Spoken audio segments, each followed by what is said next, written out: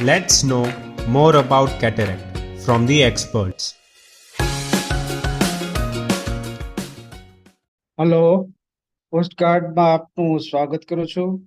હું ડોક્ટર ભાવેશ સોલંકી, સીઓમ hospital, Sharda Jatkiya hospital Gondal, સીઓમ હોસ્પિટલ રાજકોટ.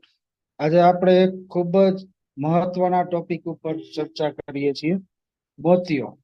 ખાસ કરીને તેનું નિદાન કેવી રીતે થાય, તેમને વહેલા કઈ રીતના નિદાન થઈ શકે અને તેને કઈ રીતના મેનેજ કરી શકાય. ઉંમર અથવા તમારા નેત્ર ચિકિત્સક સાથે નિયમિત તપાસના મુદ્દા પર આપણે આજે ચર્ચા કરીશું.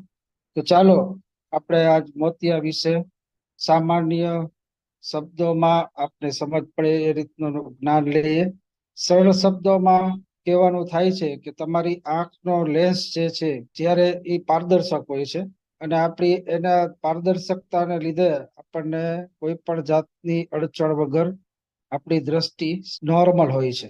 અને ખાસ કરીને જેમ જેમ આપણી ઉંમર વધતી જાય તેમ પારદર્શક જે મોતિયો છે એ ઉંમરની સાથે એમાં કુદરતી રીતના ફેરફાર થાય છે અને આ પારદર્શક જે લેન્સ છે એ ધીમે ધીમે અપારદર્શક બાજુની ગતિ કરે છે અને જ્યારે એ અપારદર્શકતા વધી જાય ત્યારે આપણને ધૂંધળું દેખાય, ઝાંખું દેખાય. રાતના આપણે વાહન ચલાવતા હોય તો લાઇટનું ફેલાઈ જવું, આ જે બધા ચિહ્નો છે એને મોતિયો કહેવામાં આવે છે. અને મોતિયામાં ખાસ કરીને આપણે જોઈએ એવું જરૂરી નથી કે મોટી ઉંમરના જ માણસોને મોતિયો થઈ શકે.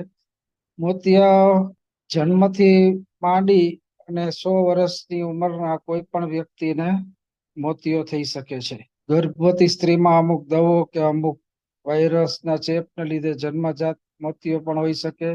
આંખની જે એમાં કોઈ પણ આંખની કીકીને ઈજા થઈ અને મોતિયાનું પડ ઉપરનું તોડી નાખે તો પણ તાત્કાલિક મોતિયો થઈ શકે છે. એ સિવાય અમુક દવાઓ લેવાથી અમુક જાતની દવાઓની આડઅસર પણ મોતિયા માટેનું એક મહત્વનું પરિબળ હોઈ શકે છે.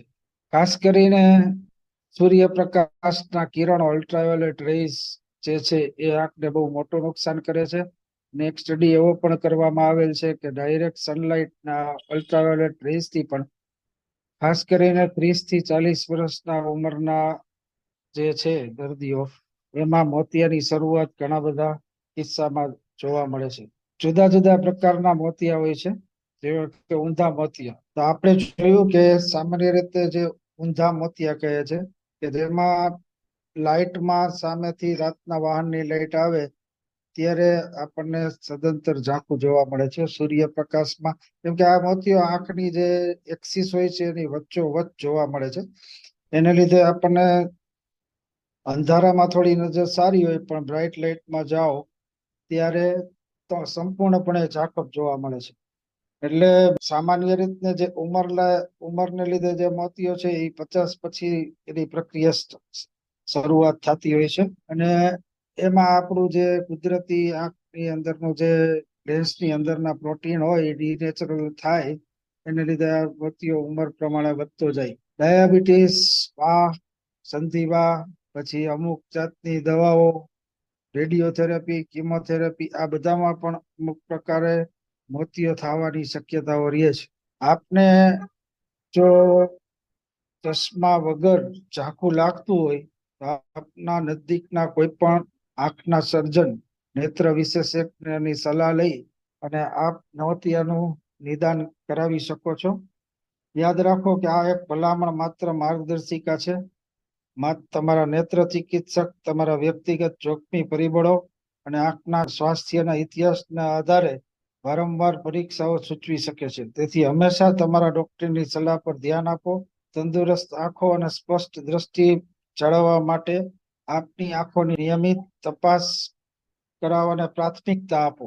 આપણે ઝાંખું દેખાય અને ચશ્મા દ્વારા પણ આપની નજર સ્પષ્ટ ન થતી હોય ત્યારે આપના નજીકના જે કોઈ નેત્ર વિશેષજ્ઞ હોય તેમની સલાહ લઈ અને ઝાંખપ શેને લીધે છે એ જાણવું ખૂબ જરૂરી છે. અને મોતિયો હોય પણ તો આપણે ગભરાવાની જરૂર નથી, કેમ કે હવે મોતિયાની સારવાર બહુ સરળ અને સ્પષ્ટ થઈ ચૂકી છે. એટલે એમાં કોઈ ચિંતાનું કારણ હોતું નથી. આ એક ખાલી આપને યોગ્ય જાણકારી મળે અને સમયસરની સારવાર આપને ઉપલબ્ધ થાય એના માટેનું એક આ આયોજન છે. અને આપને કોઈ પણ જાતના પ્રશ્નો હોય તો આપ વ્યક્તિગત રીતના આપના જાણીતા નેત્ર વિશેષજ્ઞની સલાહ લઈ શકો છો. ઓકે, આનાથી વધારે આપને કોઈ પણ માહિતી જોતી હોય તો આપ અમારો વિના સંકોચે કોન્ટેક્ટ કરી શકો છો. Thank you. Act early, prevent early. Driving change to defeat cataract.